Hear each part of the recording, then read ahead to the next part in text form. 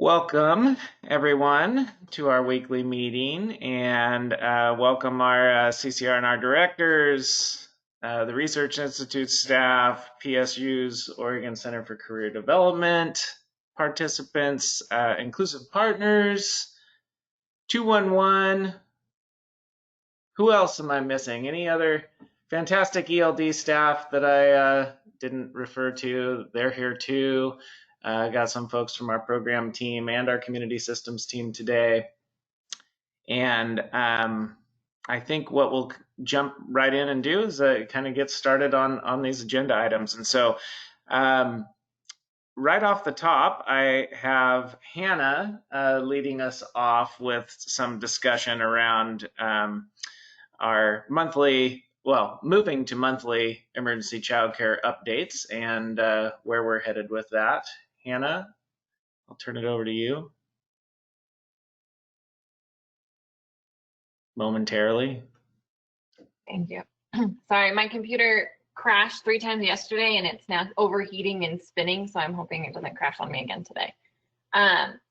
Good morning, everyone. So we know a few months ago, or maybe weeks ago, I can't remember at this point, they had talked about it going from Margie had talked about it going from weekly updating of ECC providers to monthly updating of ECC providers. And we connected with John and Margie about it, and we now have a quick update to a procedure that we're going to send out. There is now an action log to track a potential contact for that update within the month. We are waiting for some clarification about changing providers' referral status. So once we have clarification on that, we will get this sent out. But it is just in reference to, instead of weekly emergency child care vacancy checks, it is now monthly as we've moved through this. With that being said, we did hear, and this is an add-on, we did hear a lot yesterday from the school age conversation that especially 211 is hearing a lot of information about parents wanting help with homework assistance in a lot of the small groups. And so I will also be adding in some additional information about where to track if providers are willing to help assist at this time for homework assistance or distance learning, however we want to call it. But there is a section in NAPA where we can indicate if a provider can do the online learning portion. And so I will include that as well. So just think about that as you are connecting with staff about what parents need to know when you are connecting with providers. Is we know a lot of you are having conversations around how are you going to potentially support children with distance learning during this time. So just be on the lookout for that, and more information will be coming around changing the referral statuses of providers during this time as well. So, but I'll stop and see if anyone has any questions. Any questions for Hannah?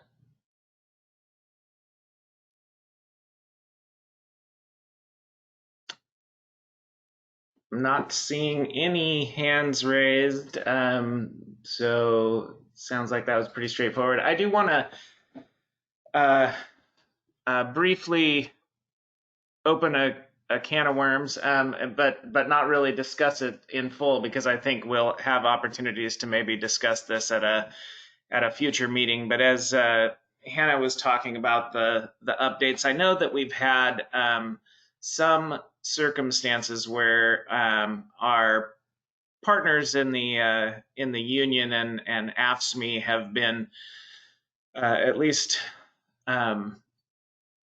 aware that some of their providers that they're working most closely with have experienced some what they deemed a little bit, maybe it was a cold response in the update process, or a little bit less relational than they would hope, and had highlighted in some of the meetings with our early learning division staff that or our leadership that they felt like some of the tone of how the email correspondence, or potentially the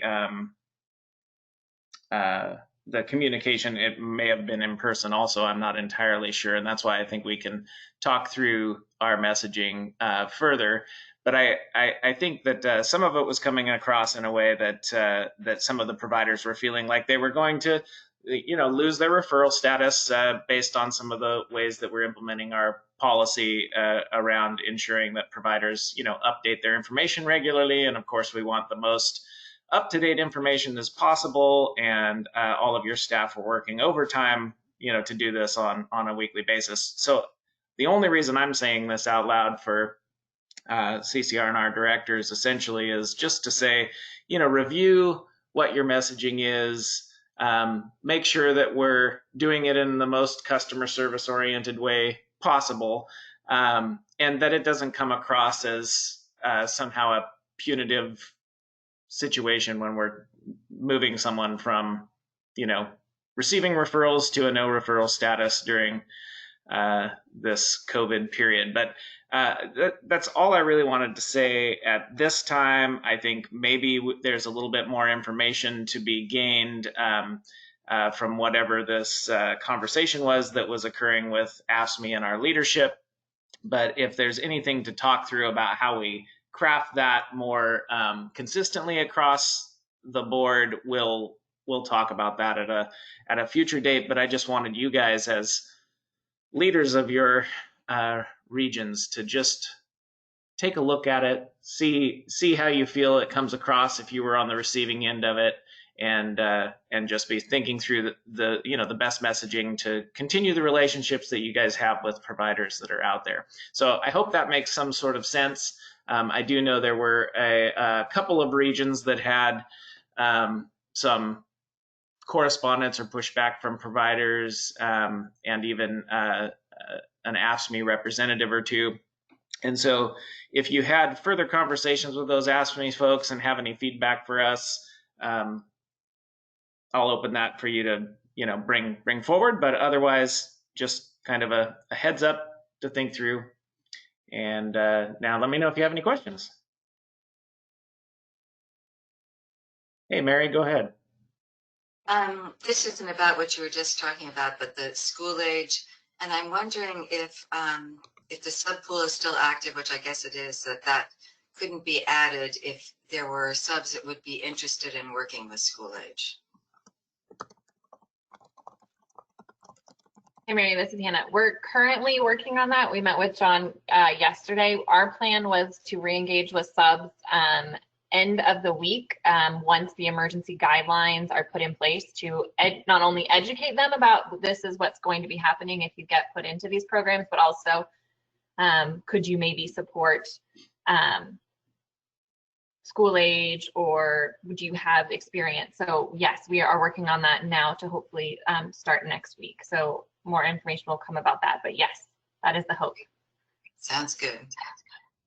Thanks for bringing that up, Mary. That's very timely, and should be one of our strategies that we can work on. Other questions, comments? Yeah, Heather, go ahead. And then Shannon. I guess that I do think it would be helpful that if you got specific feedback about a certain SDA, I know I would want to know. So I'm hoping that there would be some follow-up regarding that. Just throwing it out there. Yeah, and Heather, I'm not trying to call this out, but I feel like you have had some experiences where there was some questions at some point or another. Wasn't there some sort of an update issue where a provider was heightened in your area? This was before, but this was not. I mean, so maybe it wasn't necessarily related to just the weekly update process. It could have been something else. But I think Margie and you had some correspondence previously, but this was not related to this sort of union thing, but just a provider who didn't want to be put in no referral status, and doesn't look like it's ringing a bell. But anyway, I don't have a specific for you in your region necessarily, but I do know of one particular region which was Clackamas, and Paula and Sarah reached out to us, but outside of that, I'm not certain if there was additional examples, but I can definitely get back to you guys on that further. So go ahead, Heather. I think one of the challenges with the union sometimes is that they'll have an experience and then they'll share and talk about it. And so it sometimes does create the environment to be ready to be concerned. So anyway, that's why I'm specifically saying, I know we've been making calls to really look at what kind of school age childcare is available in the last couple of weeks. And I think that's what I'm trying to get to is if when you hear that kind of stuff, if you could send an email out to different SDAs to let them know, it helps us to help cue our staff a little bit. Okay. All right. Yeah. If we hear of it, we'll let you know. Okay. Thanks. Shannon? Yes. Do we still have access to I've sort of been out of the loop, updated early emergency child care data? Is it the Zoho stuff that's current? Is it updated? I'm getting asked, from community members, all the early or emergency child care data. And when I went in there last, I didn't know if it was updated. It's updated weekly now. It's no longer daily. And you should have received an email from Sherry organizing all of that. We created a only CCR R ECC dashboard. And so you should have received an email last night. She checked in about it yesterday. Night? Yes, it's not. I will check in with her, and it was getting sent out this morning. So she may not have gotten it out last, but we talked about it last night. So you will have your own dashboard for only CCR and Rs that we developed. So I will chat her right now and see if she sent it. Thank you. All right. Any other questions, thoughts about what we were just chatting about? Alrighty then. We'll move on to the next brief update. I don't think it'll take 15 minutes. Sandy, I see that you're on today, and I was unsure if you knew that I had you down as helping me out with this particular agenda item, but I'm hoping that we can at least give a brief update to where we're at with the CCR and R amendments to their grants. Sure, I did see that. Thank you, John. I saw the agenda come out yesterday. I will be on for this period since I saw I was on here, but then I'm going to log off so I can focus the rest of my day on the CCR and R amendments. So we are currently in process of finishing those up. I think the statement of work is so close. I have a couple more things that I'm waiting on in the language that I will be getting back hopefully this week. And then the last thing that we really need to do before we can get approvals is I'm just working through all the numbers, the fiscal pieces, making sure that we get everything right, that the correct amounts get into the correct agreements, and that we have all the correct paperwork and everything done to make sure that we can get everything put into EGMs right for everyone. So those are kind of the last pieces that we're working on. My goal is to finish up the fiscal stuff today. If not today, definitely tomorrow, and then start getting this stuff reviewed by folks here so that we can send it over to ODE. Again, we are so close. I am on vacation next week, all of next week, the 17th through the 21st. So my goal is to get this over to ODE before I leave on Thursday this week for the time being. And I do, however, have a backup that will help usher this forward while I'm gone if for some reason we don't get it over to ODE by Thursday when I leave. So that's kind of where we are right now. So that's good progress on our side to get it in to ODE, which then really gets the clock ticking on how quickly we can get it out to CCR and Rs. I will mention to CCR and Rs that this amendment has both the preschool promise positions in it and something that we've alluded to, which again, as soon as we can give you guys details on budget amounts. We would love to be able to do that and can't do that just yet, but there is some additional capacity funding in there, really to focus on leadership development and ensuring that as you're adding infrastructure like preschool promise positions, that you have some additional infrastructure to support oversight of that work and the nature of what the CCR&Rs are trying to achieve. So that's a nice way of nebulously saying there's some additional funds in there and more information to come. And I do know, and I appreciate the folks that have reached out to try and find out a little bit more about the details of their budgets. And I know that if I was in your position, I'd, in order to make plans, you sort of need to know how much you have. And I also know timing wise, I will call out that Jerry was kind enough to let me know that she had a great person in the queue and would love to be able to make these stars align. And one of the requests, and I think, Sandy, I want to chat with you a little more about this, and I want to just say this out loud to folks here, that, in the past, we've been able to put out at least a general sort of letter stating that, funds are on the way. And we have had some guidance from ODE and Early Learning Division that is not something that we're able to do in the manner that we used to do it. And so what I'm hoping is that maybe there is some correspondence that we can provide that helps people whose organizations do allow them to kind of move forward with some, notification that funds are on the way, that it will allow them to do some of that pre-work for some of this. We do know that some organizations, until there's a signed grant agreement that's fully executed, they're not able to, act on anything.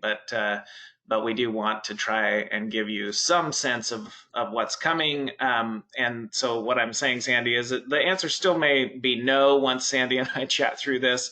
But we do want to figure out if there is any way that we can give you some information. I mean, we were able to give preschool promise entities an intent to award notice. So I'm hoping that somewhere in there we can do something in between for CCR and Rs. If that truly is a hard no, then you'll at least know that we tried. But we'll do our best to get you some more information if we can, and some sort of letter, notifying you of what's to come, if at all possible. And so, Sandy, if it's already a hard no, feel free to just say, yeah, thanks for all those words, John, but step back. And then, so I'll let Sandy chat, and then I think Toby had a question or comment. Yeah, so thanks, John. I'll just say real quick, I actually need to follow up with our procurement officer over at ODE on a couple things before I go on vacation this week. So I'm trying to get a meeting set up with her today. So I will definitely check. Just so folks are aware, I think the one challenge is that we have to be careful in sending things out by email that essentially could be looked at as John and I committing the agency to something, because we obviously do not have the authority to commit our agency to any kind of money. And we just have to be really careful in sending out emails like that. So I'll definitely talk with Holly, let her know sort of where we are and what there is, and find out what we could potentially send out to folks if there is anything. And I'll let John know so that we can get something out if we're able to. Thanks, Sandy. Toby?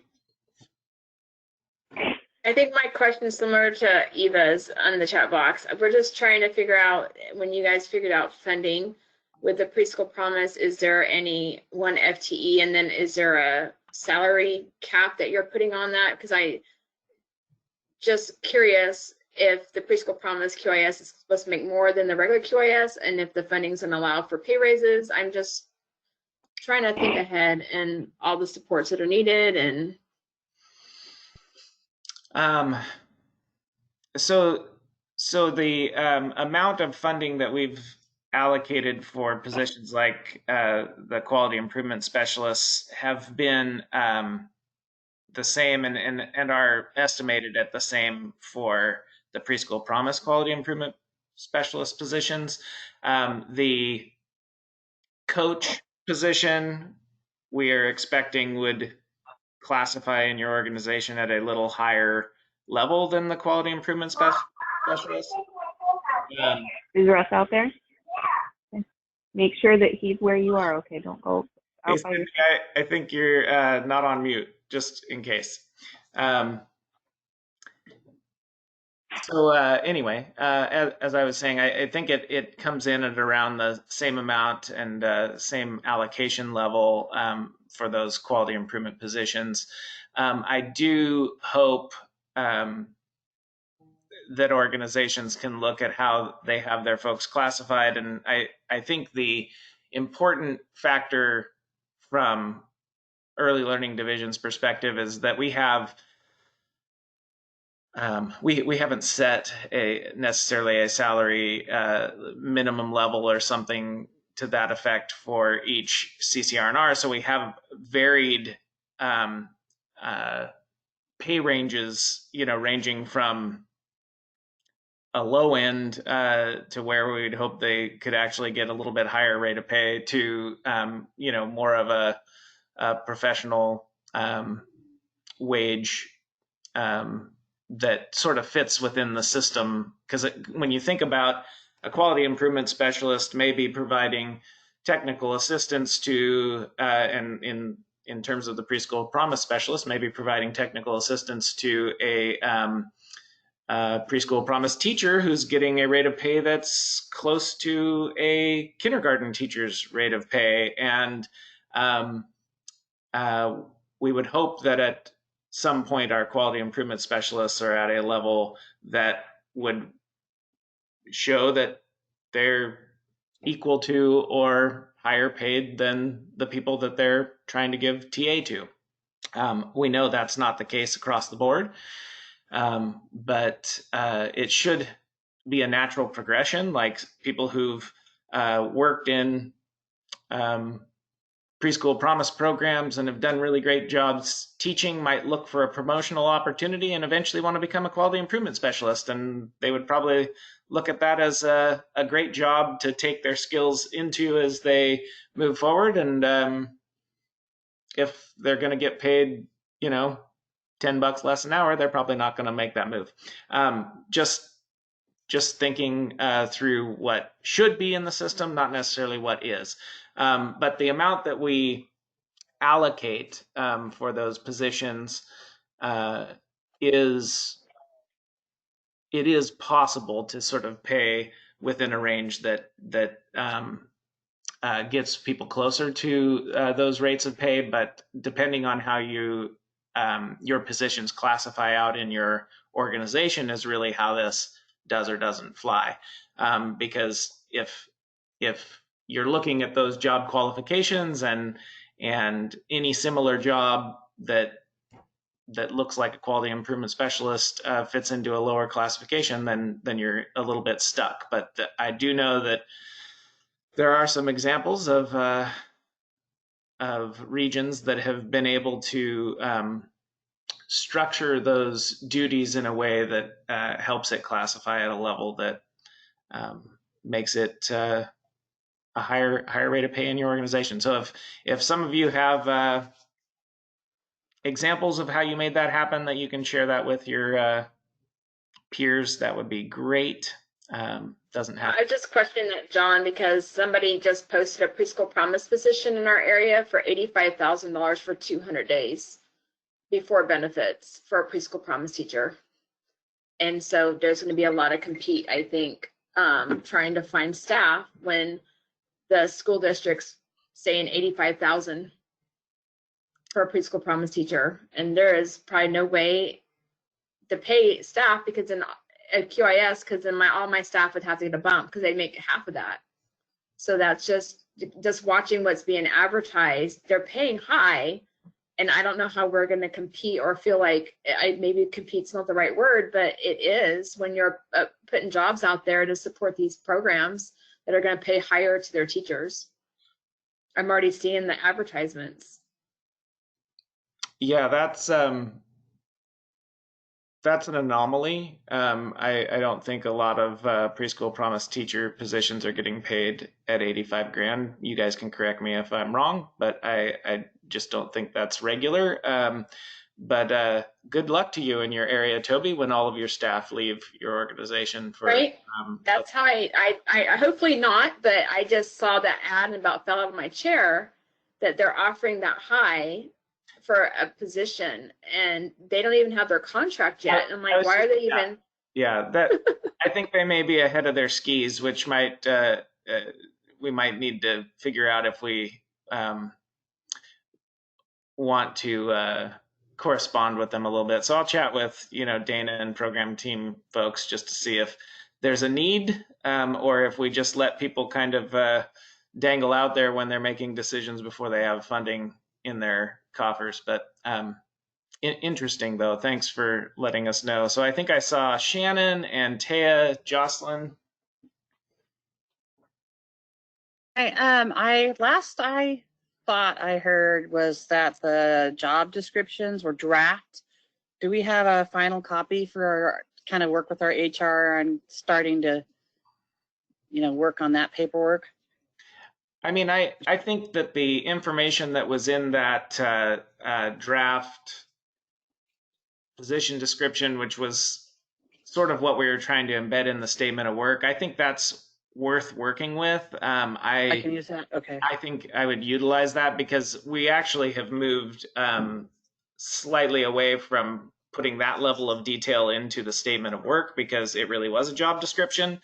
So our suggestion to you is those are qualifications that fit within the scope of what we would like to see within those positions, but you have the right to sort of alter those in a way that it fits in with your organization. It's not there wouldn't be a specifically prescribed set of job duties that we would be saying. Those were more of a Overview of it. Yeah, like an example of a best practice and hiring for a position like that, but isn't exactly okay. I just wanted to make sure I was okay to use something that said draft. Use the words in there. Okay. Yeah, I think Thank you. Utilize that. Taya. This is, well, okay, anyway, I am wondering, I know you don't have numbers or anything, but in the amendments that are coming soon, does it somehow connect with the information that we got that the general fund money is likely going to be or is going to be cut, and then it might be supplanted by some federal funds? Or I guess I'm just wondering if we're getting any more information about that piece that includes the general fund in this, or is that going to come separately and later? So that it would be separate, and because that conversation has not been finalized yet. There is some questions out from the Early Learning Division to Legislative Fiscal Office and others to clarify where we're at within some of our proposals within, how we wanted to handle our budget and their requests to cut the general fund. And so I think where we're at is it's, and if anybody's really tracking what is out there, it's still showing up as that's a cut to Focused Childcare Networks in full, but they are working on it. It's not a done deal till it's a done deal. I mean, you guys know how all this works. There will be opportunities for advocacy around those funds, but there were some clarifications that were attempted to be made on our side with what was going on with that funding cut request, and we just don't have new information as to whether what they've put in there was taking into account our recommendations and it's still showing that they're planning to cut that, or if it just was, an old sort of an old version that they haven't really taken into account the new information. So that we're seeking clarity on that, more information to come, lining up advocacy on your guys' part with providers that or families that have valued what has occurred within focused childcare networks is always a good place to kind of be ready for opportunities if that budget is heard before the legislature. And so just be thinking towards that, but no definitive things have occurred with the GF issue yet. Okay, I'm just trying to get my head around because, right, the cuts for the biennium, so we've spent more than half of the money now. So if that does go through, does that money just get like backed out of our other source of funding?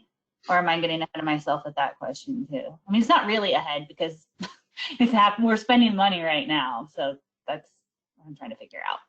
Yeah, so we're already in our second year of the biennium, which is where they're talking about cutting.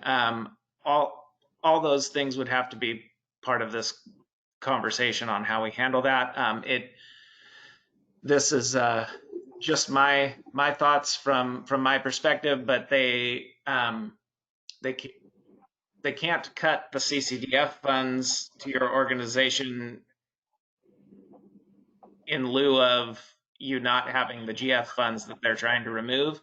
They're two separate pots of funding. I hope that makes sense in how I frame that. The GF is the GF, so if they're cutting that, they will have to figure out what they're doing with that. They can't say, we believe you should have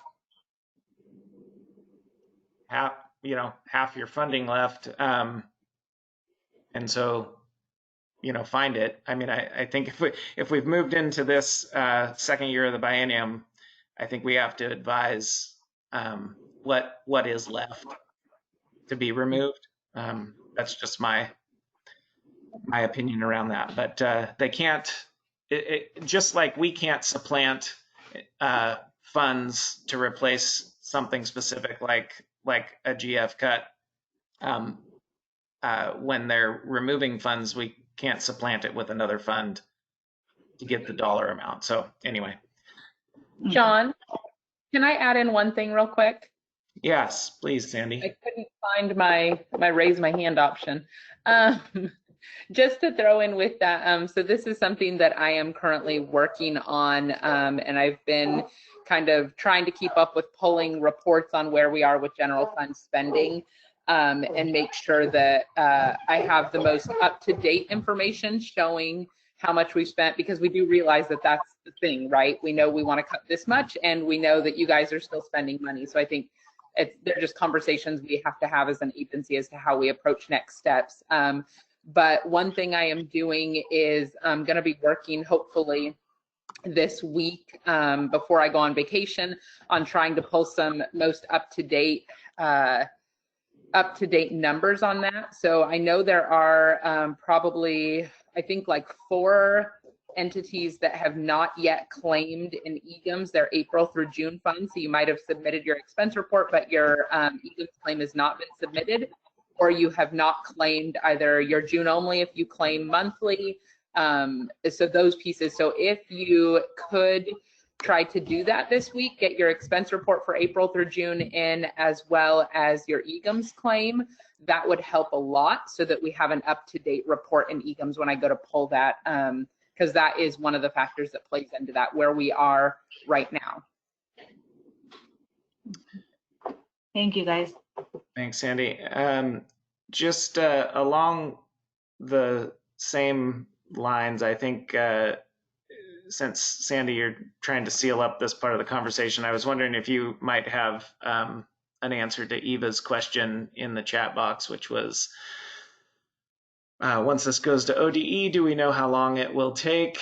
And of course, I think the estimated dollar amounts we know you guys need, and so we'll keep that in mind as we're moving forward. But do you know anything about an estimated time frame? estimated timeframes are always hard. It really depends on the workload currently at procurement, and that can change at any given time. I do know that they've got a lot going on with SSA and other things happening around those dollars, so they also are pretty swamped right now. We do have one procurement person that is assigned to ODE to sort of be our person that we connect with on things. So that's who I'm trying to set up a meeting with today. I sent her a draft, I think like a week or two ago of it, just so that she can start seeing it. She is aware that this is very timely, and we do have things that need to get out to you guys as soon as possible. So I am going to be checking back in often on this agreement and just kind of, hey, just checking in. Where are we with this? I know, as you know, this is timely, and just trying to make sure we keep a pulse on it and make sure that they know that we are checking in, because this is really important and we do need to get these dollars out. So I can tell you that we are going to be constantly checking in. ODE is aware that this is timely and we do need to get these dollars out as soon as possible. We are also exploring other options that might be able to get this out quicker. Would it be, is there one thing I need to talk to her about is, would it be quicker to get these dollars out if we broke this up into 2 amendments? So we are exploring all options right now to make sure we can get this out to you as soon as possible. ODE doesn't like to give timeframes, of course, because, if something comes up and happens, they don't want to say, oh yeah, we'll have it to you this day, and then really they can't have it to us that day. So just know that we understand that this is very timely, needs to get out, and we are communicating that to ODE as well and doing our best to make sure that happens. All right, so I lost track of who else might have wanted to chat, but I do see Jerry waving her hand. So if I missed someone else, please re-raise your hand after Jerry talks. Sandy, I'm wondering about these new funds, if they are firm and they need to be spent by June 30 of 21, or whether we know whether there's some carryover. That's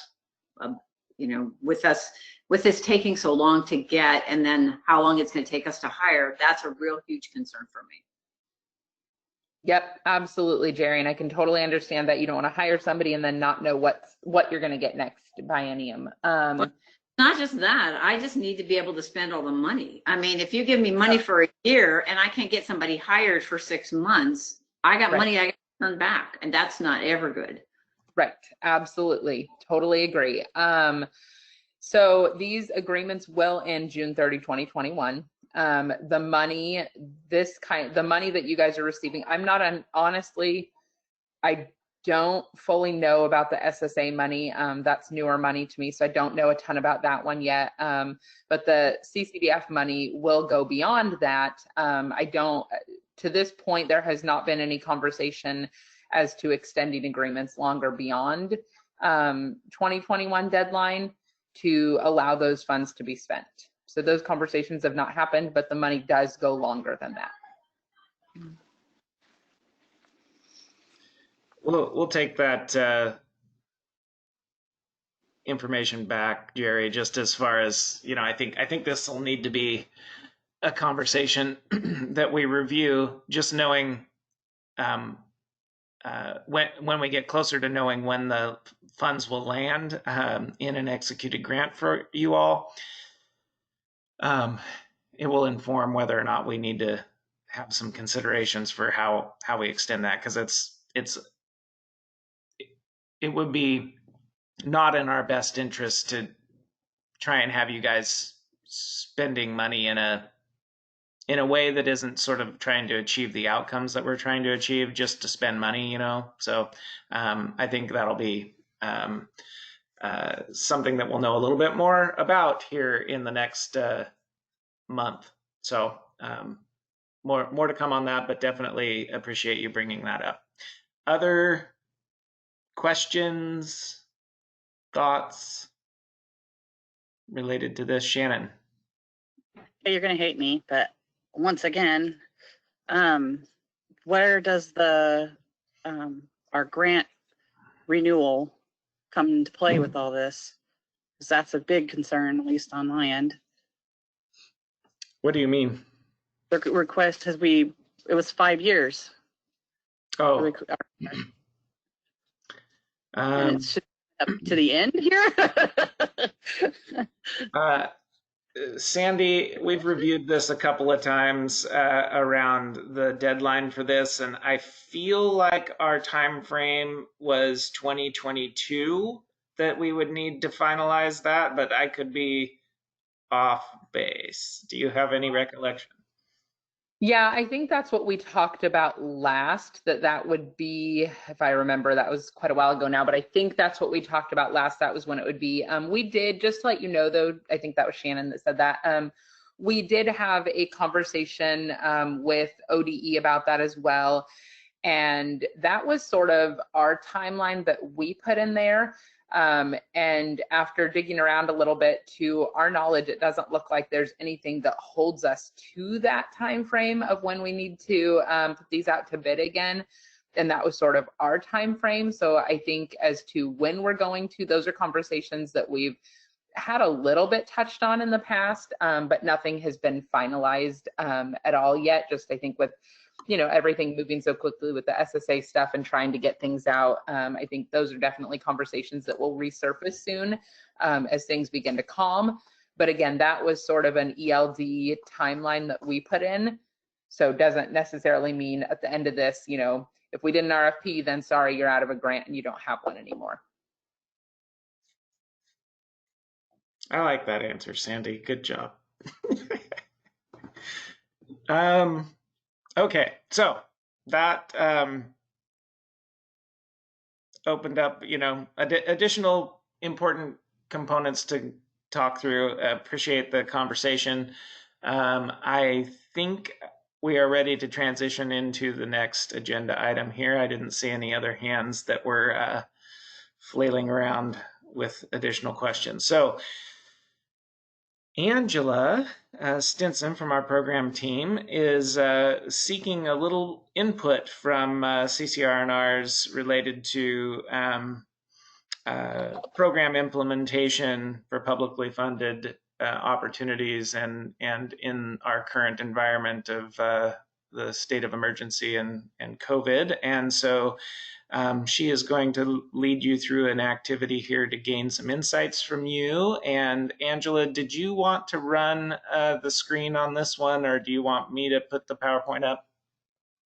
Either, whatever is easier for you. I have them ready if you want to make me the presenter, or if you have them handy, that's fine. I'll make you the presenter so you don't have to say things like, John, please move that forward, please. Yeah. On, please. Okay, just a minute here.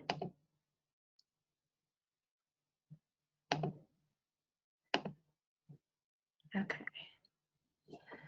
So yeah, as John mentioned, I'm on the program unit team with Andy and Dana and some other folks that you're familiar with. And right now, in the midst of the emergency childcare guidance, which is more broad, we're also working on guidance specific to publicly funded programs, so OPK, Preschool Promise, et cetera. The big question has been from providers, what is preschool going to look like in the midst of COVID-19? Can we offer, what can we offer? Can we change our programming? Some programs came to us and they already had a plan, but all of the plans are different, and we want to make sure that children and families are still receiving what they need, and that what you're getting from your program isn't different based on where you're attending.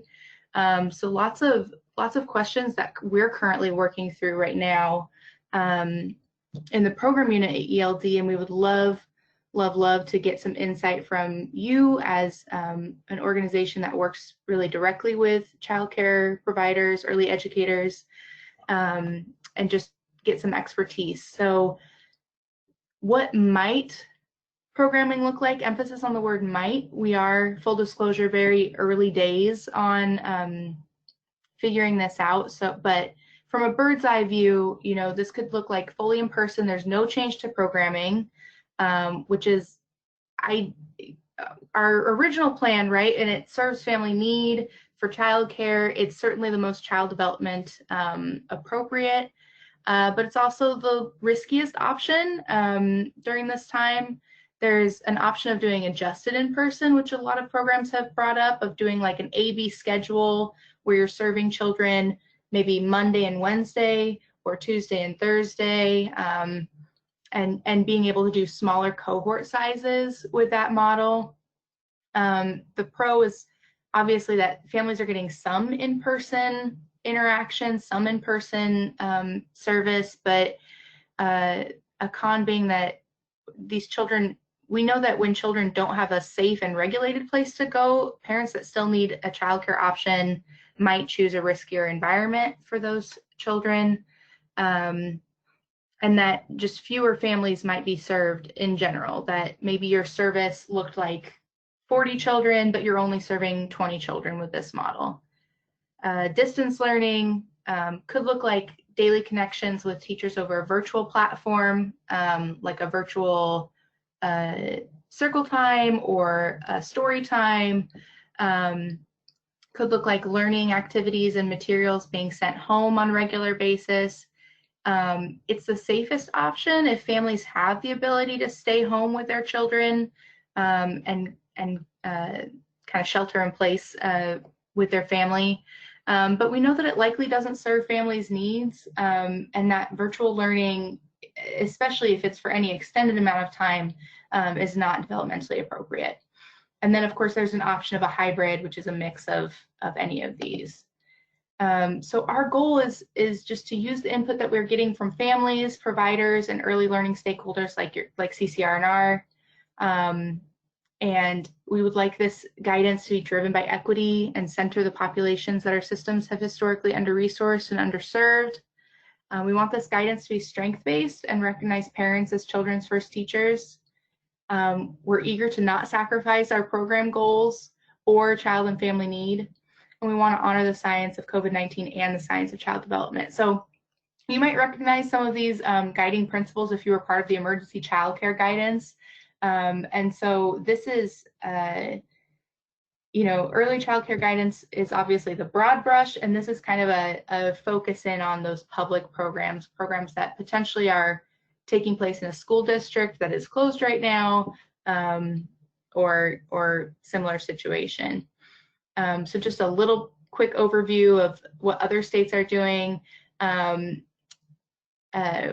We did, in my reading, I found a study that said that when they were examining school reopening plans, 45 states fund pre-K, but only 10 of those offer detailed and specific guidance for pre-K. So that's kind of what we're narrowing in on now.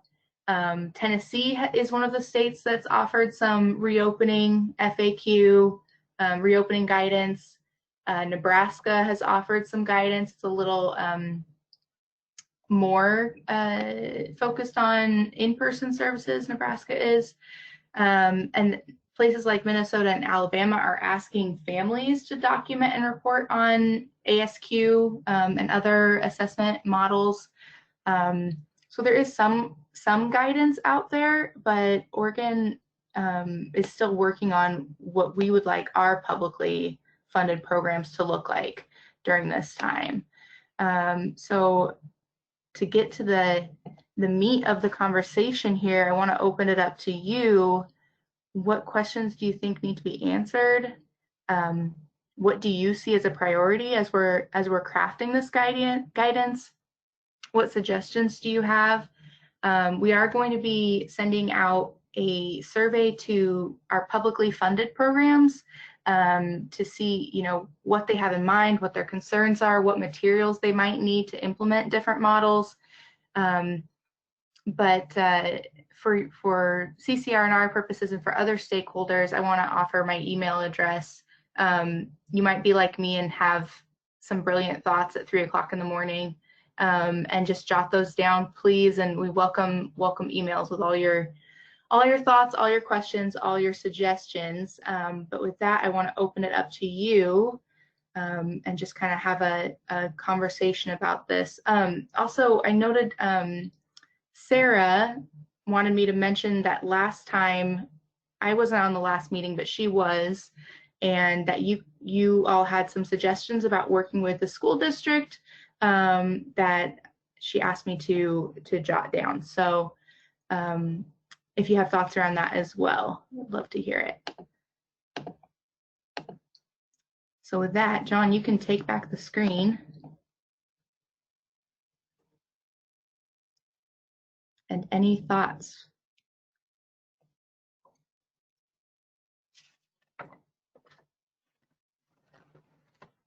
I'm just going to play note taker here. And Andy and perhaps Dana are on the call as well. So if there's anything that I missed, Andy or Dana, that you want to mention, please feel free. Yeah, hi, this is Andy, and I think you mentioned everything.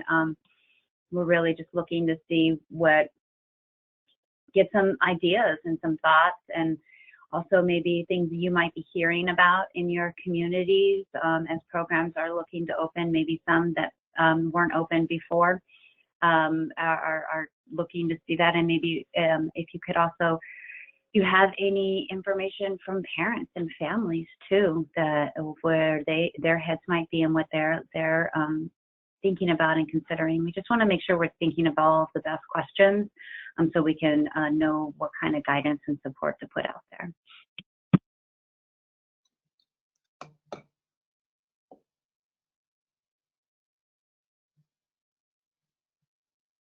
Go ahead, Toby. Toby?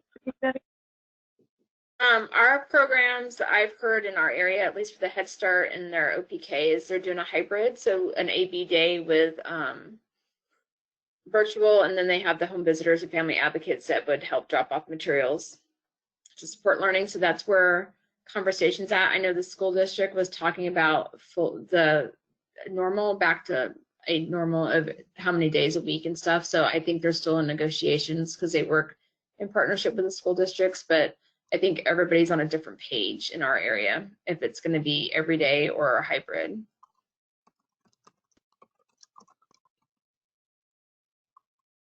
Thank you. Thanks. Other folks, comments, considerations? Heather? Not Carrie. Hi.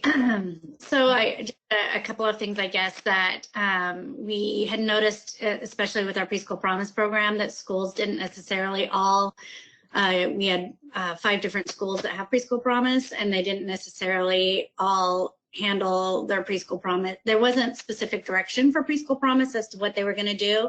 And so it was individual schools that were making that decision. And so it was really interesting, the large variety of ways that teachers were approaching that situation about how to give that care and still do their classrooms. We found that teachers that had really embraced engaging with parents throughout the school year had a better opportunity to apply some online learning and connection. And then one of the feedback pieces was it helped them to pre-record some lessons so that parents would have some access at what was an appropriate time for them.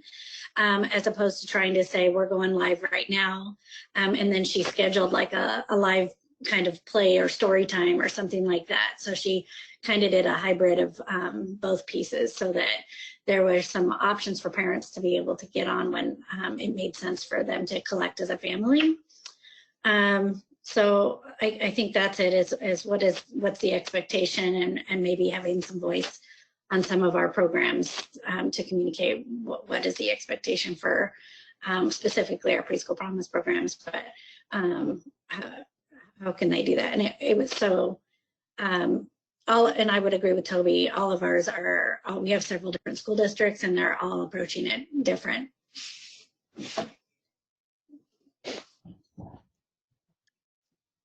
I see Carrie's hand raised. Hi, I just wanted to mention at 211, what we hear from parents are mostly parents that are looking for childcare. And so sometimes we get parents that say they want something that's free. And in the past, we would refer to things like Preschool Promise and Head Start when people were asking for free programs.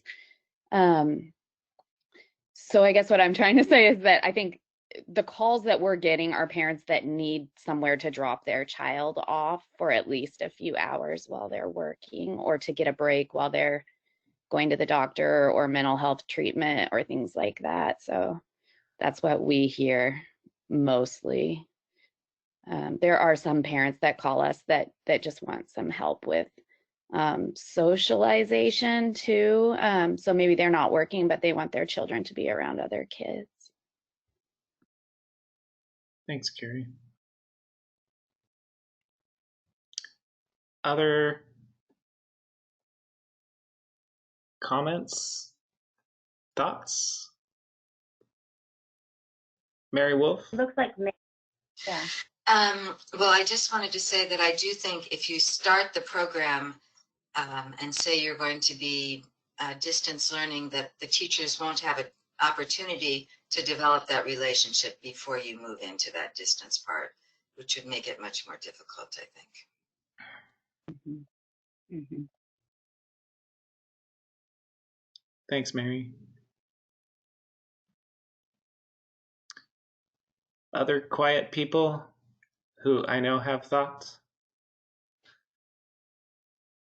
Or have you heard from providers what is working really well for them or what has worked well for them and what's been particularly challenging during this time from public providers specifically? I see Shannon and Heather. From the several that I've talked to, part of it is right now they're just trying to survive. So and then this is hitting them with, now I need to have technology, and there's some people that have never used technology, especially in the languages. It's sort of a kind of panic right now. With the school age added to that. So in the meetings that I've been to, it's just flinging, how do I do this? How are we going to do this? Why, I don't even know what the school's asking of me for expectations and for Preschool Promise right now. So I don't know. It's sort of a little bit of a panic. I'm not sure if anybody else is feeling that from providers, but I don't know if they even got there yet on what type of programming they're going to be handling. But I mean, it could be that they're waiting for guidance from you guys, but that's insane. So let's see, I've got, just so I'll let you talk, Andy, but I'll queue up. I've got Heather, Nancy, Christine, and Toby. Go ahead. Go ahead, Heather. Oh, I'm sorry, Andy. I didn't catch how that was going down. I just wanted to kind of highlight this idea of the panic and add to our running questions about what do we think might help our Preschool Promise providers, our OPK providers, move away from the panic and towards the solution and towards what can we control and towards thinking again about that program implementation. And parts of it look different, but we still have the same goals. So I just wanted to throw that out there. I think that's naming the panic is really important, and I thank you for saying that, Shannon. Go ahead, Heather. Just for me, that what I think people are wishing as that Preschool Promise, school districts, and childcare could come together somewhere and at least talk about some unified way we're going to do this, instead of school's doing this, Preschool Promise is over here, and childcare is trying to do this. I mean, why can't there be a big conversation or a group? Here's the challenges. What can we do together? And that's the hard part is getting those three groups together and discussing it instead of flinging things out there. And here's some strategies that I think could work. And how do we talk to the school district to bring them into this conversation? I think at the ELD level, it might be easier to do that, but I think that there was something. Well, I guess just I wish I could say that we had this with all of our school districts, but mostly we're just working with our Roseburg School District right now. And That is something I brought up there. There was some training, even though I think it was pretty, probably pretty in a hurry and wimpy when we had our first online learning experiences in the spring. But really, I've been really after our ESD and our school districts, so that if they open opportunities to learn about platforms and things like that, that they don't continue just to direct that straight at parents, that they provide opportunity for providers and other entities that are actually going to be helping children implement, work with their work, to that they get the opportunity to be trained as well. So our ESD is putting some trainings together online that parents and providers are supposed to be able to access, but I don't know if all of them are, but especially, I think what happened too was there was a lot of different platforms being used, and I know Governor Brown has said one platform, which I think is really helpful also. So really starting the conversation, who is actually supporting children to do this and be at these learning opportunities to learn more about how to support the kids. And most of our providers are doing it out of the kindness of their heart, but I do get the murmurings of what I was concerned about in the spring is, are they going to start saying, you know, should we be getting paid additionally for basically supporting children through this process and getting all of their homework done and things like that, because it can be pretty excessive asks. All right, let's see. I've got Nancy, Christine, Karen Hinkemeyer. So Nancy. Okay, I liked your question, Andy, because when I was talking to our preschool promise providers until last week when we were basically told not to, they were all in a panic. They were all under the impression that the start date was different. So the biggest thing that could help some of this panic is, one, communication. When are they supposed to start? I have one who wanted to start in August, one who thought it was September 1st. So they don't know. And as far as I know from our preschool promise sites here, they don't know they have options. No one has communicated to them that there are options. So I think that would be helpful. And then the other question is, if the dates are changing for start, they need to know what's happening with the number of contact hours. As an example, I have a OCDC program here who wanted to start Preschool Promise in October, because to get in the 900 hours before peak harvest season, they needed to start in August. So they're in a panic because they will have space issues if they have to continue Preschool Promise after that date. So that's just an example of some of the issues. If you want to talk school district stuff, I could talk about that for days, and I think we need to have those conversations, but I'll keep this to Preschool Promise. All right, thanks, Nancy. Christine, Toby, then Karen Hinkemeyer. I think what you're asking is a pretty impossible question. The preschool promise programs are so incredibly varied. I know many of our in-home providers, specifically from our Spanish-speaking populations, they're ready to go. They're excited. They're ready to, go forward as planned. Have been planning in-person instruction. Have no idea that there are other options even on the table. And then you go to like a school district or an early Head Start, for instance, who have other guidance that they're also abiding by, and they're already set to do distance learning or the AB. So I don't know that there's a real answer for, what model is best and what's going to work, because every program I feel like truly is going to have different circumstances. And everything that has been said, I agree with. It's so incredibly varied right now. People are going to have different health issues they have to consider as they open in person or not. I think just to reiterate what everyone is saying, I just think it's the communication right now that's the most important as well. Everyone is waiting for answers. And so we just simply need to say, you know, here are your options or not, and here's start dates, and here's what needs to happen. Can you do it or not? And I think that clear guidance is going to be the best thing you guys can do for everybody. Yeah. But there are still lots of families that need in-person care, so I don't want to forget them either. There are a lot of emergency care families out there, and increasingly so. And so from a personal perspective, I mean, I don't want to forget about those families who are out there working and continuing to go back to work. And I don't want to forget about child development either when we start thinking about different options. And then just one last thought I was thinking is like, so if one program is doing in-person, full day in-person care, or however many hours it is, and then they find out another program is sending home maybe 5 learning activities a week, if that rate of pay is the same, I think you're going to run into some real problems. So I think just making sure it's real equitable as well. Yeah. That's And we have, Yeah.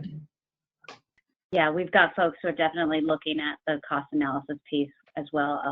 And I just want to quickly say, you know, Angela went ahead and she put the Student Success Act grant frequently asked questions in the chat box, and which is, I think, next on our agenda as well. But a lot of the communication pieces that you guys are talking about will be found there, which is why it's on the agenda today. And those are public right now. And those other communication pieces, as after the Early Learning Council meets and finalizes the appeal process, then folks who have the intent to award grant will be getting their grant, which will outline even more communication. So really some of these pieces that folks are struggling with not knowing is a timing issue right now. So Toby and then Karen. So my question, and this is what I'm hearing a lot, is all programs that are operating like our Head Starts had a license. And so they're trying to figure out of their children who to prioritize to meet the serving emergency personnel. So I think that's the other question, because they're thinking, yes, we have to meet the up to 130%, and then Preschool Promise up to 200. Out of all those people who's working, who can we, I think they're confused because they do have the emergency child care guidance that says they serve essential personnel. So it comes down to, you know, trying to figure out who they can distance learn and provide home visits versus in person. So maybe it's some clarification on that end, saying this is a public program, you might have these exceptions or something, because I think children, it's going to be hard to choose which children you have to serve without being, you know, I think it's the equity piece that comes back into play, because they believe according to the guidelines, they have to serve essential first. And many of those Head Start programs are public preschool slots. Maybe the parents don't work, they're low income. So there's a whole different, you know, just a whole different piece right there. What are their guidelines, especially if they have to become emergency childcare and submit that application to be approved for?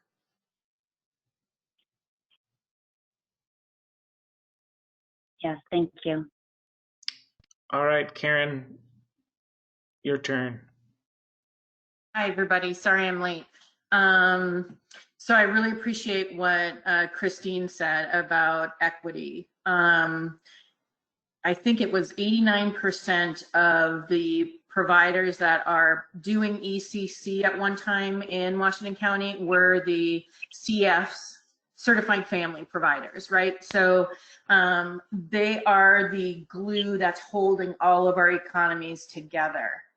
And I really feel like, one, parents need childcare, and I know there's many of us here that have kids. I don't know how many have young children, but having a virtual platform for preschool does nothing, and maybe I'm wrong, I would love to hear I'm wrong on this, for that parent to do their work, for that parent to get a reprieve, for that parent to have some kind of an outlet so that they don't abuse their child. So I want to hear that I'm wrong in that, number one. And number two, I have such a hard time hearing that publicly funded programs are allowed to go virtual. How is that helping our economy? How is that helping our essential workers? I'm a little passionate about this, and I apologize if it's coming off as rude, but that's where I'm at. I wanted to chime in there just a little bit, Karen, and I do appreciate the passion around that.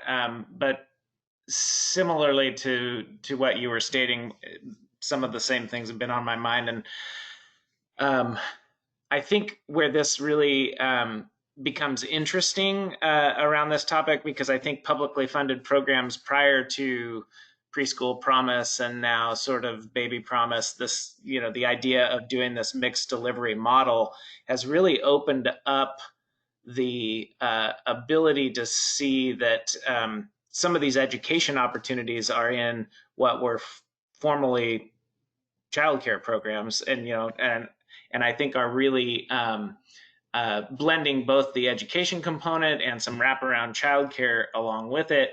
But when Baby Promise kind of came online right in the middle of COVID, it became one of the emergency childcare opportunities in the system, and was, I think, one of those things that became an opportunity to say, now not only are we contributing to emergency childcare within these programs, but we're enhancing the level of the environment and the wraparound supports that those programs are providing to support essential workers during this period of time. And so it really became part of what I think Karen is trying to stress is, if we're putting public funding into stuff, it should be part of the solution that we're trying to achieve. And when we've gone down this road of mixed delivery, it becomes even more critical, because family childcare centers, they don't operate, they're not coming into this environment thinking, I'm going to open up an emergency childcare opportunity so I can do virtual activities. They're proposing what their work is to be done as to how they're going to work directly with children in person. And so I think what OPK can and cannot do, what federally funded Head Start can and cannot do, is a little bit different, coming from the guidance that they have received, sort of from the beginning of the pandemic. And some of those, when you think about what happened with Head Start, they were actually told by the feds to, back away from in person and to close services and to continue to pay their staff, but to engage in family services so that there's still a connection. That framed up kind of everything else that happened from that point forward. And so I think that's why these hybrid and distance learning conversations are also part of the mix. And Andy can correct me if I'm wrong, but I don't think the feds have come forward with a direct, like, this is exactly how we expect in-person activities to occur. In fact, we had to get real creative in Oregon to even get to a place where we could do some federal Head Start kind of activities in person, and to do some sort of essentially contributing to the emergency childcare solution. It had to be real creative. And so I think there's all those nuances in the mix, but I think when we bring childcare into the mixed delivery of public programming, it's exactly what Karen was trying to say, which is we really need to make sure that we're coming up with the solutions for how this helps achieve high quality care for essential workers, because that's what childcare has been doing since the beginning of this entire situation. So I will stop talking, because I just realized that was like 20 minutes of me blah blah blah.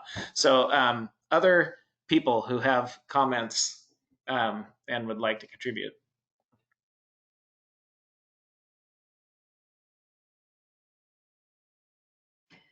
See, Well, I talk people into submission. Angela, go ahead. It's yours.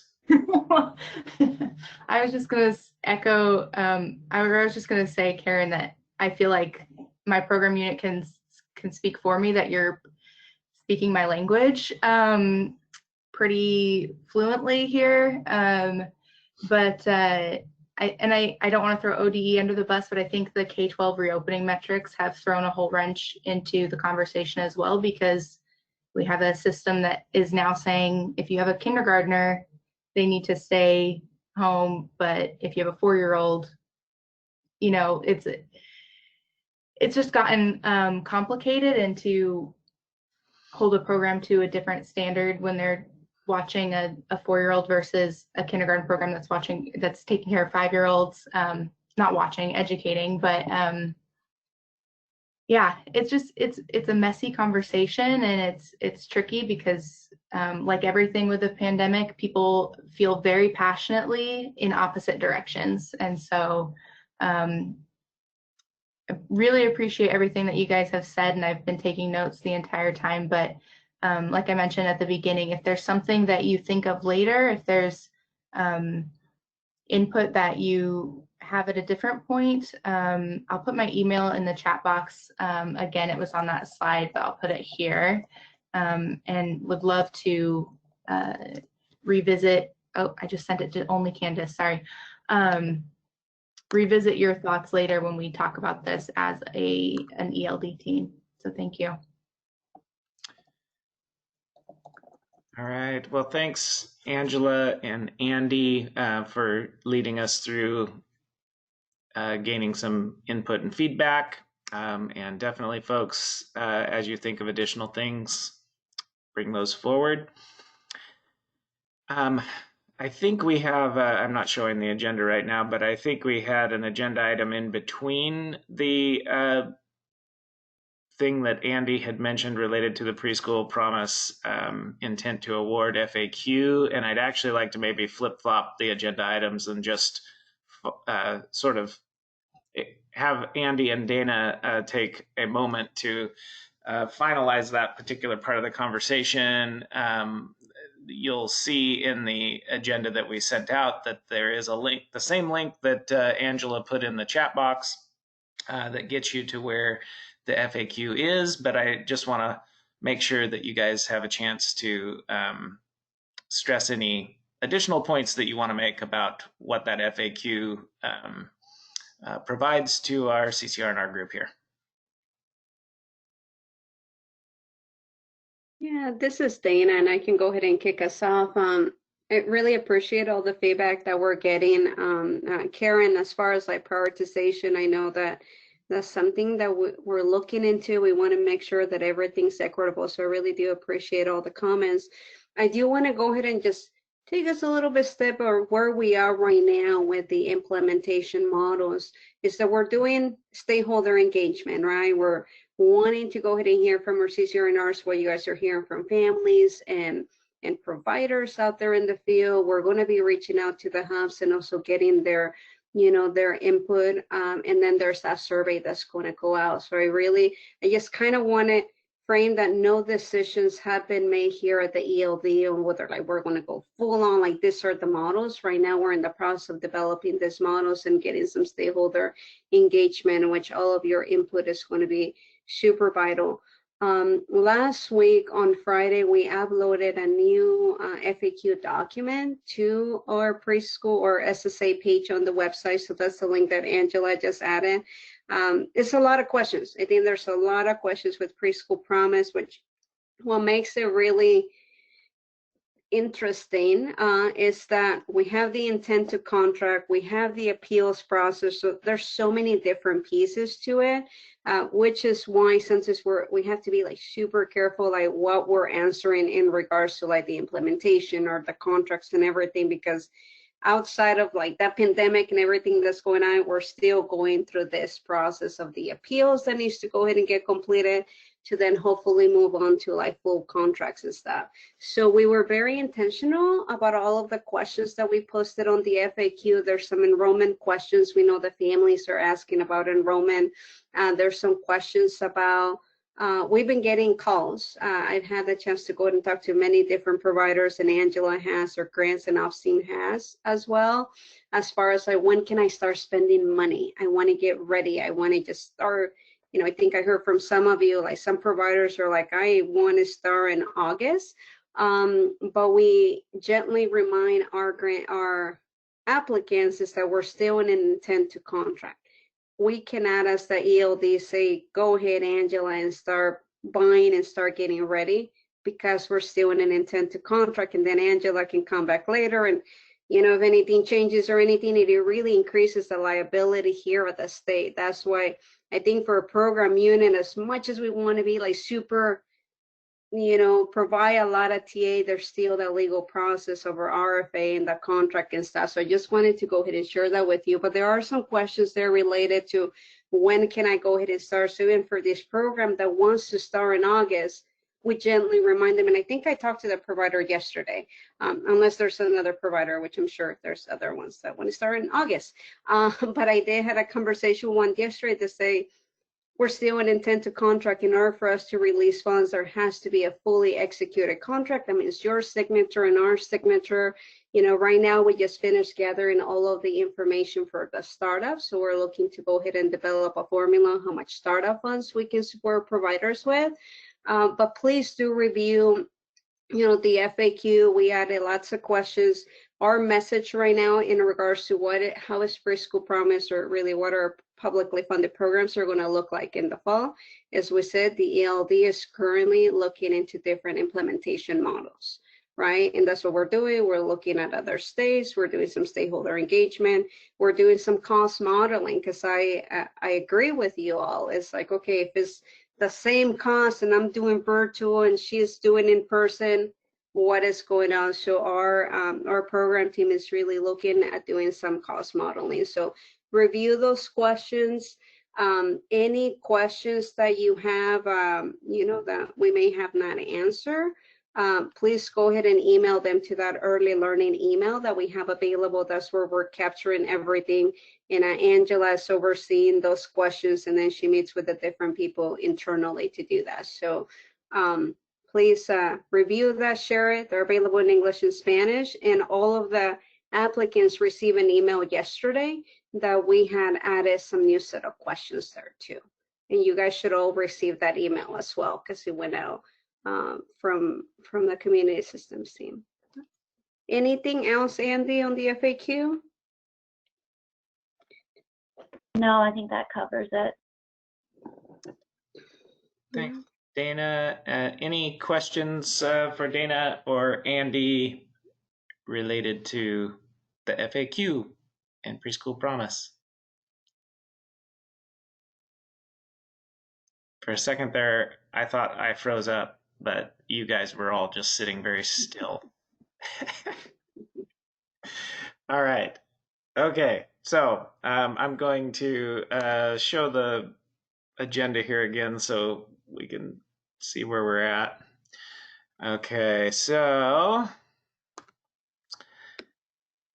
I have on our agenda an update on where we're at with CPR and first aid, and requirements around that that I know that all of you are bumping into as licensing specialists are going back out into the field to help programs get registered or certified. And I'm looking to see if Ronnie is on. I see that she is potentially on, and I'm wondering if she wants to help me out with this agenda item.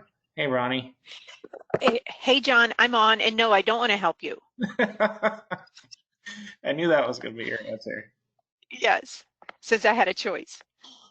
John, I think that the agency is still is looking today, and we're finishing the more tight research today about how to handle the online CPR safely for the providers and for the children. So we're trying to walk both of those now, and we're still just finishing up the research to get to the agency today. Okay, so folks know there's some recommendations being finalized in the new guidance for childcare programs around the health and safety and such, and I believe that you'll be getting some information about most of the priority changes in that session tomorrow with Tammy and Sydney.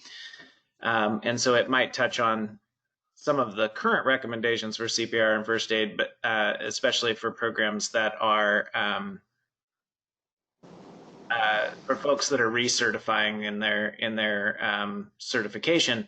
But we are working on some recommendations to ensure that we have a process for those programs that have brand new people coming on board, or programs that are, moving into wanting to be registered, or people who are moving into wanting to be registered or certified family child care who may not have CPR and first aid certification. So that's where we're hoping to get some clarification very soon. And I think we've got all the right people on the case.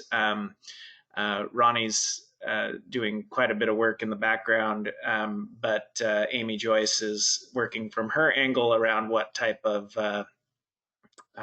temporary or ongoing kind of rule change might have to occur in order to accommodate how we might do, virtual sessions for folks and things of that nature. So we're working on it all, and just wanted you to be aware that that question that you've had for some period of time now as to how we're handling that bottleneck that is quickly becoming a big one. We should have some process to move forward. So Jerry, I see your hand raised. So our college, I noticed in the last week, is starting to do first aid for its employees, and they've come up with a procedure to do the hands-on piece of it. And my staff is our part-time faculty in the college could potentially do the same thing, starting to work through our backlog. So we're going to be observing the process that the college is using. I mean, same, it's medic. But if the college said we're a go, we still have a no-go from you all. So I'm just wondering if there's a point where we might get permission to start dealing with our bottleneck. That's what we're working on. And I think that the interesting factor around that, Jerry, is that this could go both ways. Like we could give you authority to start working on that bottleneck, and some of the organizations that CCR and ours are in would say, no, sorry, ELD, they're not going back to in-person anything yet. And so we've got both situations of, we could give authority, and some organizations can't actually start back in that manner. And then there's organizations that are waiting for our authority, and we're telling you to pause still. But we're trying to work what is the best approach in order to, not put our early educators in unnecessary harm's way, for lack of a better term. If we don't have to put them in face-to-face opportunities where they're interacting with people, then maybe we shouldn't. And so I think that's kind of what we're trying to design as an approach that, there may be some considerations as to how they structure this, so that people can get their certification in a different way. We're just trying to figure out what those ways might be, and trying not to create face-to-face situations if we don't have to. So I think what I'm trying to say is we're working on a strategy that will address the bottleneck, but may not put people into face-to-face contact. So I'm not sure whether, because I can't see, I'm on my pad, I can't see the agenda very well, whether we're going to be talking about licensing, but we've been having multiples of conversations with school age providers and a number of partners, and their big issue is that they want to open up into spaces can the Boys and Girls Club expand into these other spaces, and we're saying, well, but those spaces aren't licensed. We're trying to figure out how to get past all the barriers to expanding care. I mean, and we seem to be at the table, and first aid is a part of this, is being, we're the ones that are saying, no, no, no. Like, oh, but you have to think about this, and no, this isn't working, rather than being the ones who can say, ooh, let's think about how we can make these things happen. And I feel like people are going to quit asking us to come because all we're doing is saying no. And so if there's some thinking out there about how how we're problem solving this to keep kids safe, but also making sure that we're able to expand opportunity, that would be a good thing to hear. Yeah, thank you, Jerry. I think we're headed towards a recommendation soon that should open up those lines of communication. And yeah, we absolutely don't want you to be in the place to have to sit at the table where everybody's wanting to be innovative and you're saying, no, can't do that. Nope, licensing says nope, nope, can't do that. CPR and first aid can't be provided. You know, those are not the ways we want you interacting with your community partners. So I hope to have more information for you, hopefully this week. The call to action that I think you're asking is critical. So thank you, Shannon. I think I voiced it with you at one point. I can't remember. And my one worry is, and I'm not sure what the decision is, but if, let's say, Office of Child Care or ELD says, well, we're going to waive the hands-on portion for this amount of people. Well, they've already paid. And so, they're going to say, well, I didn't have to do the part 2. I'm just throwing out the example there. I want half my money back, part of my money back, and I can't do that. So I just want to make sure you guys think about that piece too, because they've paid for their $40 or whatever, and they think of it as part 1 and part 2, $20, $20, which really isn't the case. But well, if I didn't have to do the complete class, why did I have to pay the full amount? So just wanted to throw that out there. And before I go to you, Karen Prow, I just wanted to ask Shannon a question. You said you can't do that. Why would a reimbursement not? I don't know how many potential. I mean, you're talking about, I don't know how many people that I would have to refund, a whole slew of people. My agency isn't going to like that, because our policy is usually a credit. I mean, we can credit people, which would be easier, but some people put up a fight about that. Sure. So if they're, let's just hypothetically, if their certification, their online class was sanctioned and there was no need to have the face-to-face, and then they're certified for whatever period of time until we say people need to get a face-to-face renewal, will that suffice for those folks if they are not getting this message that they'll have 60 days after the pandemic is sealed up and done to get a face-to-face, but that their current online certification is valid and good enough? Do you think you'll have a lot of pushback from providers saying, hey, I paid for face-to-face? Well, I think that's what we've been working on now, that pay for your money here and then you'll do the face-to-face at another time, and when's that other time? And then you're falling up against HSI's medic first aids however many days, whether they're allowing it to go on until the pandemic ends, I don't know. But you have your deadline and their deadline. So yes, we've been working with that assumption with people who sign up, that there will be a part 2 at some point that you will need to complete. So I think I'm think I'm suggesting something slightly different, is that if there is never a part 2 and the Office of Child Care hypothetically decides to say the online portion is good enough, you're done. You've got certification. But HSI doesn't say that, do they?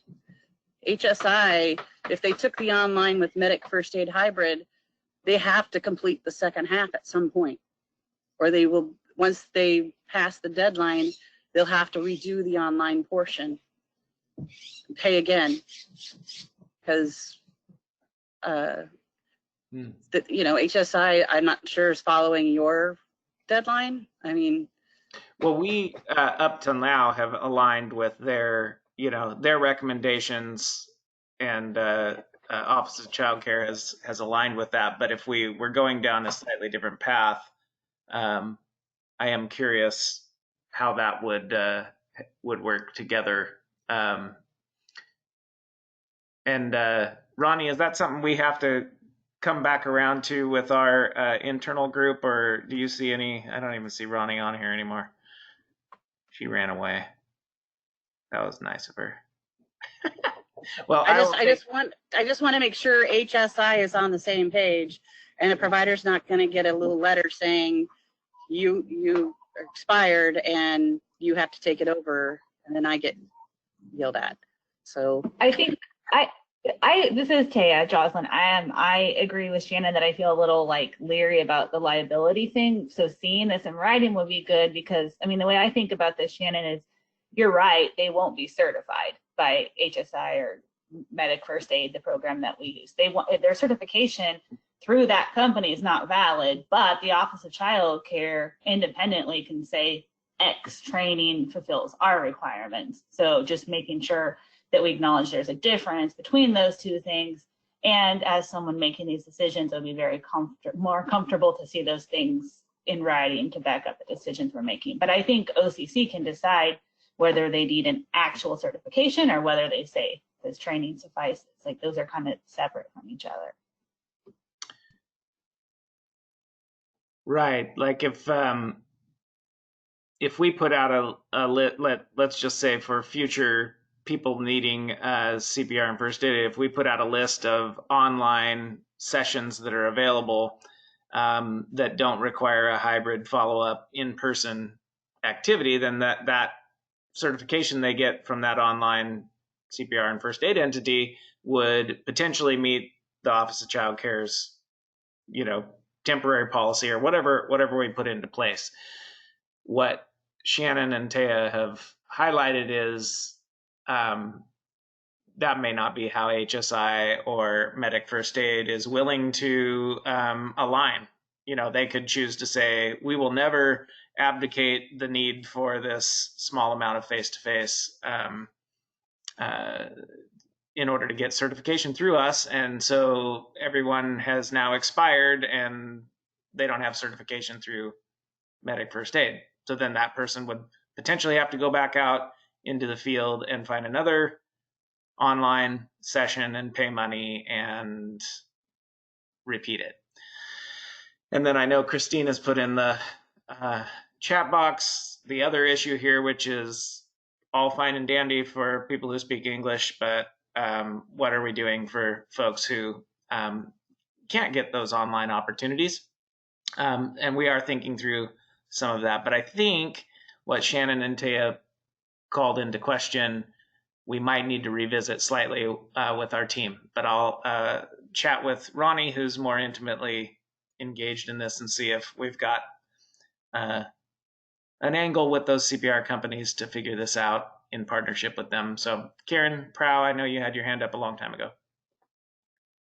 Well, and part of it has already been stated, but we can't, as a medic training center, we can't issue a card until they've done both. So technically, right now, nobody's certified. And so that's just saying again what Shannon and Taya have already said. And I've been nervous about that from the very beginning, because we sign off something saying that we're going to follow the rules with Medic, and we're clearly not going to be following the rules if we're saying that they are certified.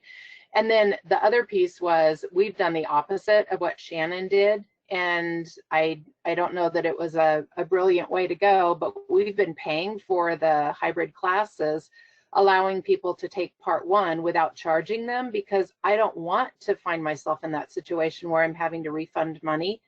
And so the longer this pandemic rolls on and our uncertainty around what we're going to do, we just keep buying more seats in a hybrid classroom. We paid for an additional group of them yesterday again. And so I feel like we just keep putting money into it and we're not charging the providers. And that's not our traditional model. And so the finances of doing that isn't great. And so the sooner we come up with a decision on how this is going to look moving forward, the sooner we can stop putting money into hybrid seats that possibly are never going to get fully used. Thanks, Karen. Okay, so any other comments, questions, highlights related to CPR first aid?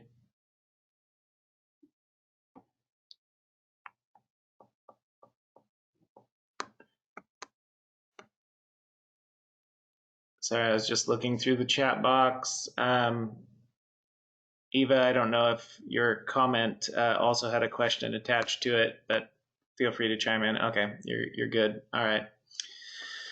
Okay, so appreciate the feedback. More to come on CPR and first aid. It's a never-ending conversation that I would like to seal up soon. Now, moving on to our last couple of agenda items here. I think the next thing that we have to discuss quickly is related to the complaint policy, and giving a reminder of where those forms and processes reside. So Hannah, I'll turn it over to you so I can stop being the talking head for 5 minutes.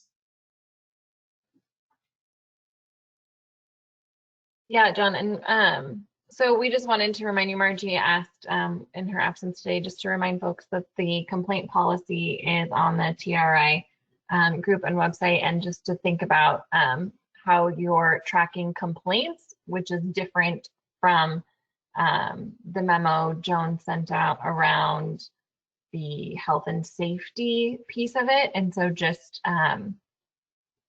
however you're tracking the difference between a complaint and putting a complaint in the Office of Child Care versus an observed or communicated health and safety piece. So we just wanted to remind folks that that is there. John does have the link on the agenda that was sent out. So if there are any questions around that, we thought we'd just open it up to see if there were any questions, but just to remind folks that they are different with a different intent. And what I'll say just in support of that is, I think at our last conversation, we were talking about a number of things, but we were talking about the TA log having a section where you would log that whether or not you had to report a serious health and safety observation that one of your staff had witnessed, either virtually or in person. And that we want to keep that information in the TA log minimal, and that the official record in essence is made when you talk to the Office of Child Care, or your staff person talks to the Office of Child Care Compliance Specialist 3 to alert them to the issue that was witnessed. And then Shannon, I think, had said, hey, can we document that information on the complaint form? And I don't see any reason why, if you had and wanted to keep more detailed information about what was witnessed on a complaint form and file that in the process that you file it in your organization, that would be fine. I just didn't, I don't want the detailed information left in the TA log. That's not what it's generally there for. So so the two things are slightly different processes. A complaint is, more of what you receive when a provider calls you, or a parent calls you to complain about a provider or something of that nature. The serious health and safety report and the TA log related to that are when your own staff have witnessed something and are trying to get the provider to self-report, and then also making their report of the situation. Questions? John, there were a couple of questions in the chat. Nancy had said it says 211. It was updated when 211 came on board and went through legal at, I think it was ODE, to make sure it was all, but it's for the system. It's for 211 and CCR and ours. It just was updated when 211 came on and was receiving complaints and did that process. So it was updated in 2018. And Mary had asked to send them out, and I will send them out again as well. Thanks, Hannah. Any other questions or comments about that?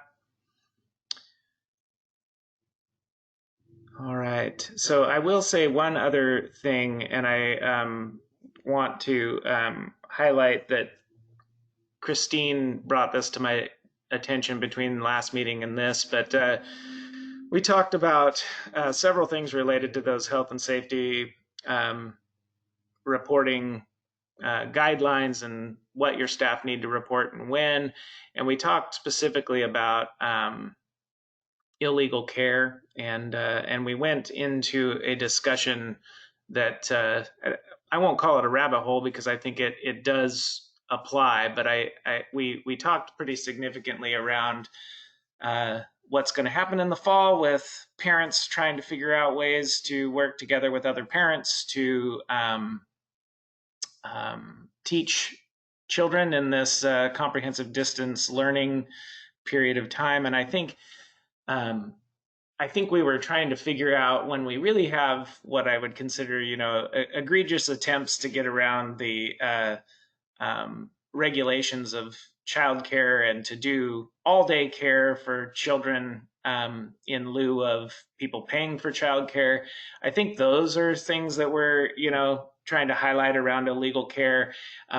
Parents who are trying to figure out some way to work together so that they have a way for their children to get any form of distance learning in an appropriate capacity may not know in any shape or form what childcare regulations are, and are not intentionally going at this in a way to say, like we want to ensure that we don't have to pay for any childcare, and we're going to do this under, off the grid. I guess the simple version of this is let's figure out ways to work with parents and inform them of what they can do as opposed to what they can't do, and try and decrease the barriers that exist, because this is going to be one wild ride for all of us. And I think that many of us are parents and are thinking about what in the world are we going to do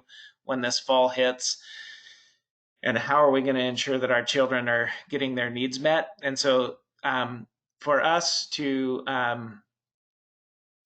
start to become the police around parent pods and teaching opportunities, I think is just ill-advised. And I don't think that that's what our conversation was needing to center around. And I don't think we were really going there in full, but I think we were all questioning, like, what do we do about this? So what are the, I want you guys all thinking, what are the ways that we can support parents? Because this is going to be, a real situation, and children are going to be falling through the cracks. And so childcare is not going to be the ultimate answer for all this. Parents are going to need to come into play, but we also don't need to make their lives incredibly difficult by throwing regulations in their face if we can figure out ways to make it work, right?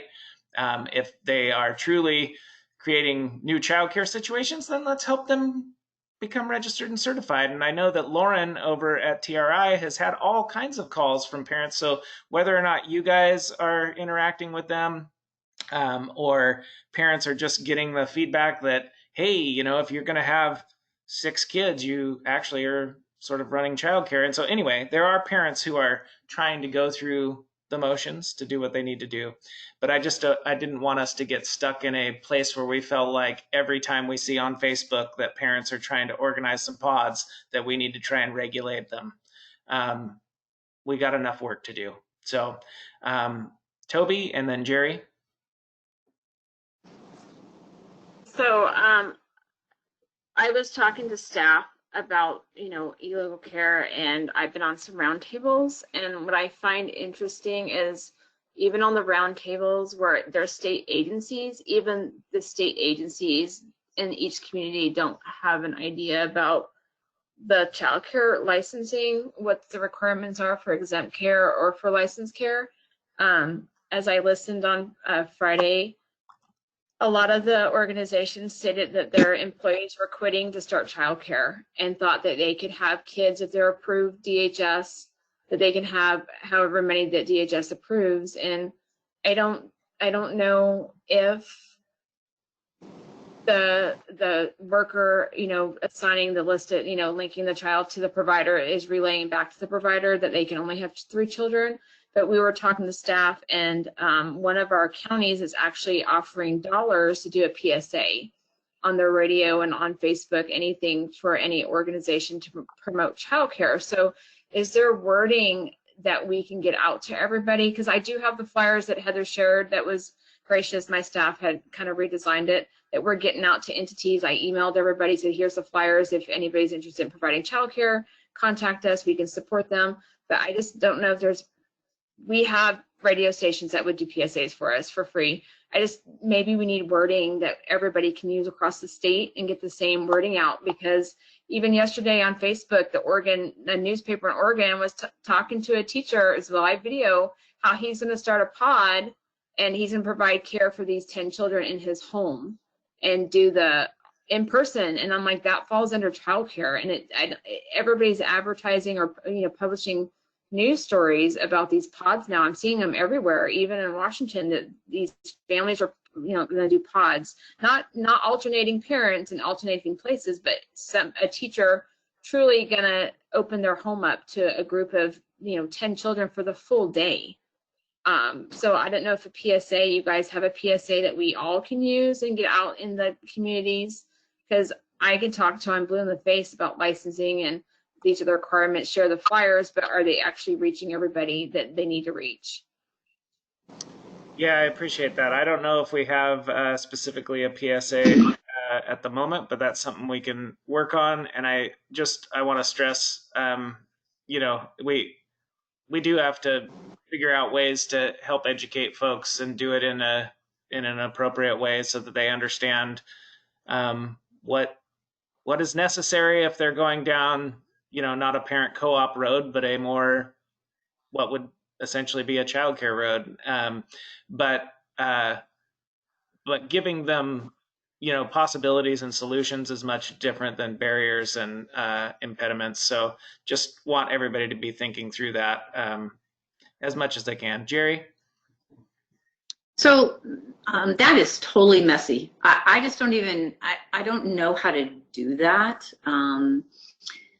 So I don't know where the line for child, is for child when it becomes child care and not child care. And so in a universal world, I understand what you're saying, but I don't have any application of that. And I don't know legally what, if I'm if I'm in a meeting and people are talking about these, these pods, what's my role? And I don't, I don't know. If somebody's doing a co-op model, well, I run co-ops and I have to be a recorded program and I have to apply, if I want to do that, I have to apply for emergency child care and, et cetera, et cetera. So what you're saying doesn't work for me. So what I'm saying is I don't want you guys out there regulating parents. I really think that it's unnecessary. You got childcare to take care of. Don't be monitoring Facebook and trying to figure out how to be everything to everyone. I mean, it's like if it's flagrantly in your face and you see that it's violating childcare rules, that's illegal childcare. But I just don't sense that CCR and R's have to jump into this regulatory situation that puts you into a place to, be directly moving against what parents are trying to achieve for their children. Now, if we do have other situations, that's, you know, I think we all know what illegal care looks like. But I think that if parents are really trying to figure out solutions, let's figure out how to help them create solutions. And if they're asking you for that kind of support, if there's community partners trying to figure out ways to set it up, you know, I'm not saying you have to be the expert in all of this, but I do think that you know enough about licensing regulations to say, here's some exemptions that do not require licensing, and here's the things that do require licensing, and they're adults, they can read. I don't believe that they all know exactly how to set up a childcare program, but I think they should be able to see what ratios are and group sizes, and realize that they might be stepping on something that they shouldn't be doing, and that they might want to seek some guidance from the Office of Child Care around that. So I'm not necessarily saying that you have to be the solutions in communities. I just don't want us to just create barriers for parents unless they truly are stepping into a place that they shouldn't be stepping. I think that they're just trying to figure out what to do, just like the rest of us. And I think we know when something doesn't feel right, and I think that's when, you know, you might consider whether or not you need to make people aware that they might be infringing on rules and regulations. But I also think you also realize when people are just trying to make do, and what can we do to support it. So I don't know if that answers your question, Jerry, or your I mean, worry. it's still messy. I mean, I see the edges of it. That's easier. Like, I'm just, you know, we're not going to go search for it. That's what I'm asking. So, and one of the things that we did talk about as when we debriefed, when Lynette and I debriefed one of our latest partner meetings, was let's invite a licensor to the meeting so it's not us. And not, you know, so maybe it's, you know, so somebody else is saying, who, you know, is the one who can provide that information and not us. That's another part, you know, that's another way to think about it. But you know, as people are really trying to problem solve, they really are, as community partners, wanting to be able to say to families, here are some solutions. And it's hard for me to be a part of that if they're saying, here's a solution, create a pod, and have my name attached to that if that pod is outside of licensing regulations. I see what you're saying. And I also hear, like in Nancy's comment, you know, I don't want, what I do want is you guys to be able to have honest and open conversations. If you end up in the middle of one of those and parents are trying to set something up, educating them is perfect. But what I don't want is you policing it. That's what I'm saying. Okay. Okay. It's, you know, that it's going to be a really interesting fall. And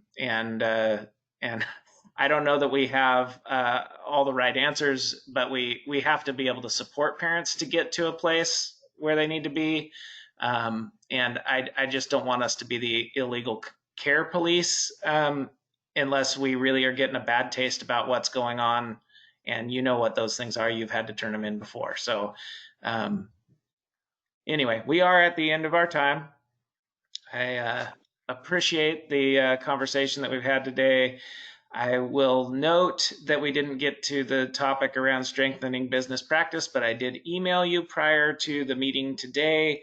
There is a train the trainer coming for quality improvement specialists or other trainers that you have, and it'll be in October, done virtually.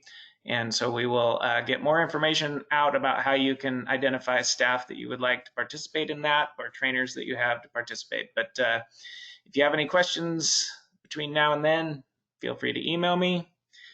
Have a wonderful Tuesday, and we will talk to you all soon. Thank you much.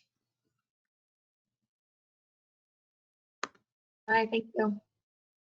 Thanks, John. Take care, everybody.